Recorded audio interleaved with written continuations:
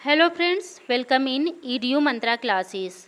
Friends, जैसा कि मैंने आप सभी को इसके पहले की वीडियो में कविदेव जी का जीवन परिचय, उनकी रचनाएं और उनके जीवन मृत्यु से संबंधित तथ्यों आदि के बारे में काफ़ी कुछ जानकारियां दी थी। और आज हम कविदेव जी के कवित्त सवैयों के बारे में पढ़ेंगे।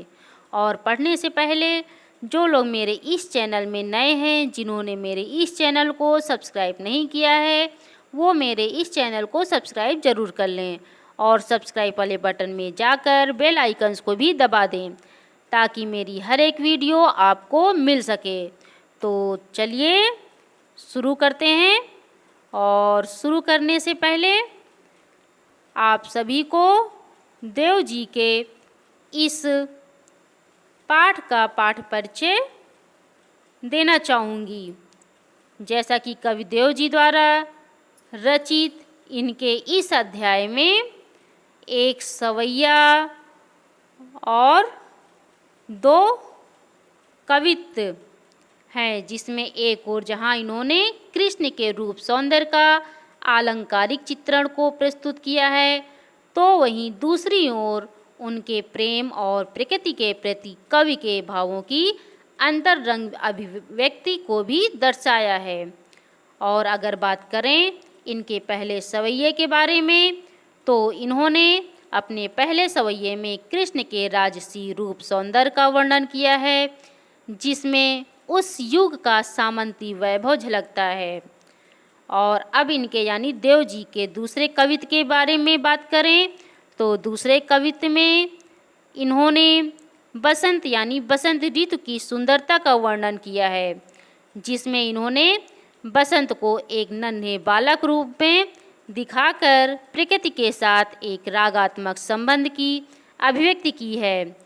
और तीसरे कवित्त में इन्होंने पूर्णिमा की रात अर्थात चांदनी रात में चांद तारों से भरे आकाश की सुंदर आभा का वर्णन किया है, जिसमें इन्होंने चांदनी रात की कांति को दर्शाने के लिए देवदूत में फेन जैसे पारदर्शी बिंब काम में लेते हैं, जो उनकी काव्य कुशलता का परिचायक है। तो ये थी देव जी के द्वारा रचित कवित्त सवैयों की कुछ जानकारियाँ। आइए अब हम पढ़ते हैं देव जी के पहले सवैये को।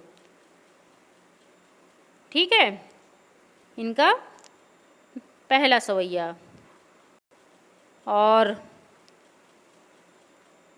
पहले आपको बता दें कि इस सवैये में कवि देव ने कृष्ण के रूप सौंदर्य का बड़ा ही मनोरम वर्णन किया है, जिसमें इन्होंने श्रृंगार के माध्यम से श्री कृष्ण के रूप सौंदर्य का गुणगान किया है। इन्होंने कृष्ण को एक सजे हुए दूल्हे के रूप में बताया है। इनके अनुसार चलिए देखते हैं। पायनी नूपुर मंजू बजे कटी किंकिनी कै धुन की मधुराई। पायनी मतलब पैरों में, नूपुर मतलब पायल, मंजू मतलब सुंदर, कटी मतलब कमर और किंकिनी मतलब करधनी यानी कमर में पहनने वाला आभूषण। धुन यानी ध्वनि, मधुराई मतलब सुंदरता। तो यहाँ कवि देव कह रहे हैं कि श्री कृष्ण के पैरों में सुंदर नूपुर यानी जो पायल बज रही है, और श्री कृष्ण ने जो कमर में करधनी यानी कमर में पहनने वाला आभूषण पहन रखा है, उसकी ध्वनि भी बहुत मधुर प्रतीत हो रही है। और फिर सांवरे अंग लसय पटपीत हिये हुलसय बनमाल सुहाई। सांवरे मतलब सांवले, अंग मतलब शरीर, लसय मतलब सुशोभित, पट मतलब वस्त्र, पीत मतलब पीला, हिये मतलब हृदय पर, और हुलसय मतलब आनंदित होना, और सुहाई मतलब अच्छा लगना।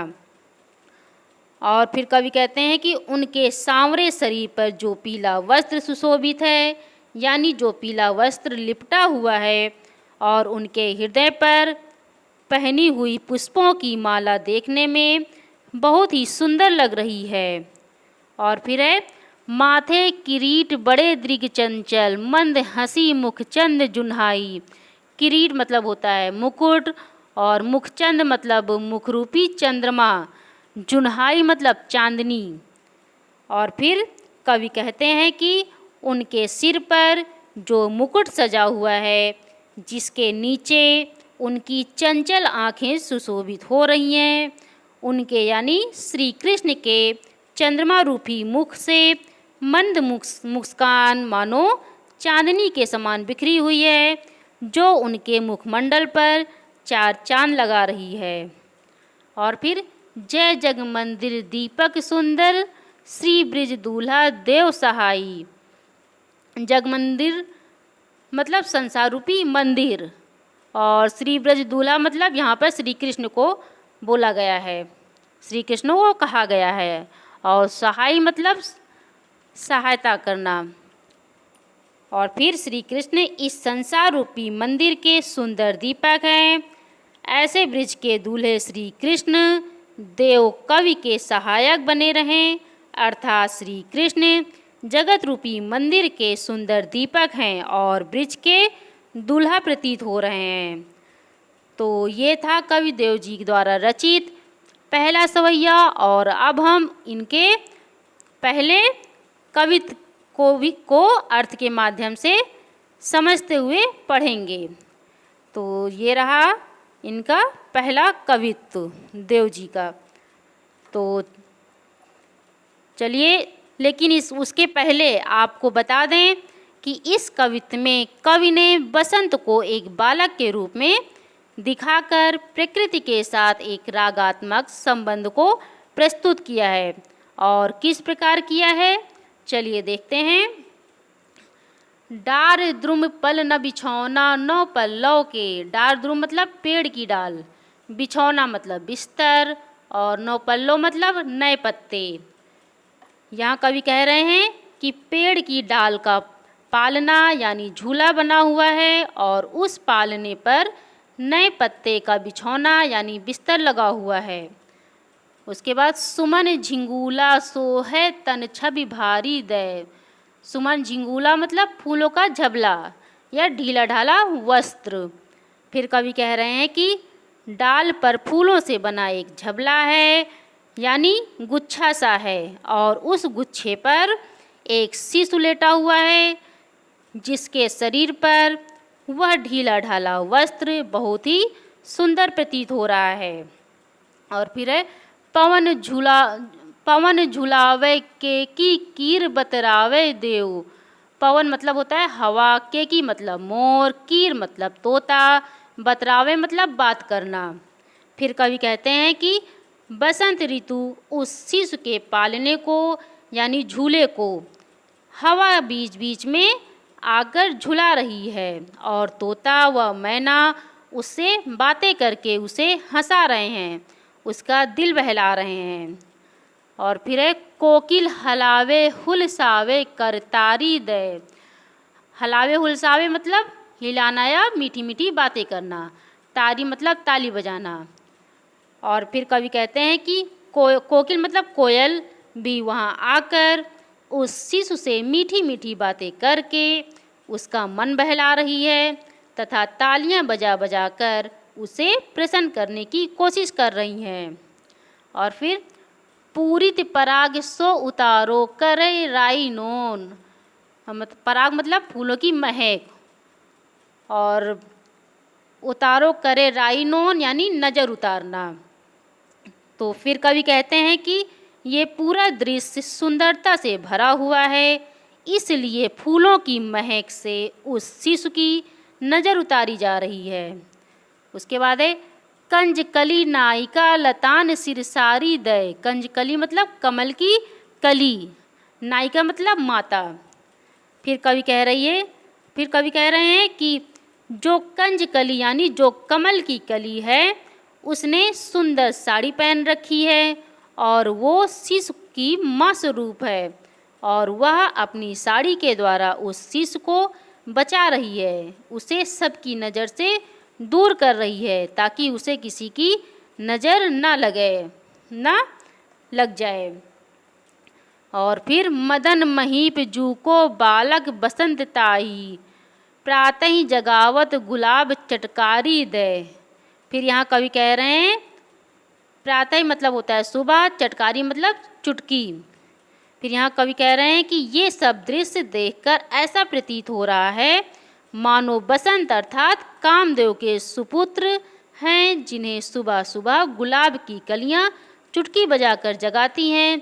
ठीक उसी प्रकार बसंत रूपी उस शिशु को रोज सुबह जगाने के लिए गुलाब अपनी चुटकी बजा रही हो। तो ये था कविदेव जी का पहला कवित्व, और अब हम इनके द्वारा रचित दूसरे कवित्व को पढ़ेंगे। तो चलिए इनके दूसरे कवित्व को पढ़ते हैं।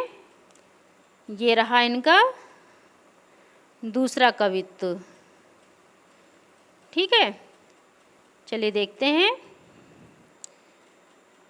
और इसमें भी इन्होंने पूर्णिमा की रात अर्थात चांदनी रात की सुंदरता का वर्णन बड़े ही स्वाभाविक रूप से किया है। तो इस कवित्व को भी हम अर्थ के माध्यम से समझते हुए पढ़ेंगे। तो चलिए शुरू करते हैं। फटिक शिलानी सौ सुधार्यो सुधा मंदिर। फटिक मतलब पत्थर, शिलानी मतलब शिला पर या पहाड़ पर, और सुधा मतलब चांदनी।